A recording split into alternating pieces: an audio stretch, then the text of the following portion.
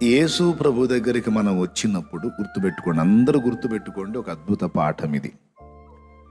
ఎప్పుడు మోకాళ్ళుని ఆయన దగ్గరికి వెళ్ళినా మనం అడగవలసినటువంటి ప్రాముఖ్యమైన మాట ఇది: దేవా, నాకు దృష్టి ప్రసాదించు. ఆల్రెడీ బయట నేత్రాలు బాగానే కనపడుతున్నాయి, మనోనేత్రాలే బ్లర్ అయినాయి. అవి తేటగా కనబడి నేను చూడవలసినవేవో, నేను అడగవలసినవేవో నేను గ్రహించున్నట్లు, జ్ఞానము కలుగునట్లు నాకు దృష్టి ప్రసాదించు అనే అడగవలసి ఉన్నది. ఏం ప్రసాదించమని అడగాలి? దృష్టి ప్రసాదించు. ఏవి ప్రాముఖ్యమైనవో, ఏవి ప్రాముఖ్యత లేనివో, వేటి కొరకు నేను ప్రయాసపడాలో, వేటి కొరకు నేను ప్రయాస పడకూడదు, ఏవి రమ్యములో నేను గుర్తుపట్టున్నట్లు నాకు దృష్టి ప్రసాదించు. ఏది నీ చిత్తమో, ఏది నీ చిత్తమో కాదో నేను గుర్తుపట్టున్నట్లు నాకు దృష్టి ప్రసాదించు.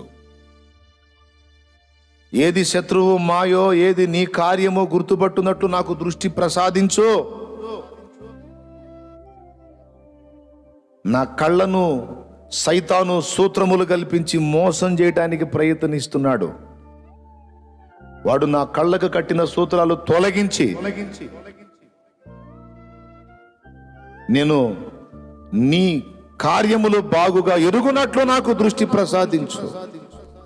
నా కళ్ళు తెరువు దేవా అనే ప్రార్థన మనం చేయాలి. అప్పుడు దేవుడు మనకు దృష్టి అనుగ్రహిస్తాడు. మోకాళ్ళుని ప్రార్థన చేయడానికి వెళ్ళినప్పుడు ఒకటి మర్చిపోకుండా అడగాలండి: దేవా, నేను దేని కొరకు ప్రార్థించాలో నాకు బయలుపరచు. దేని కొరకు నేను అడగాలో నాకు బయలుపరచు తండ్రి. లేకపోతే ఏది పడితే అది అడుగుతా. నీ చిత్త ప్రకారము నేను అడుగునట్లు నాకు దృష్టి ప్రసాదించు.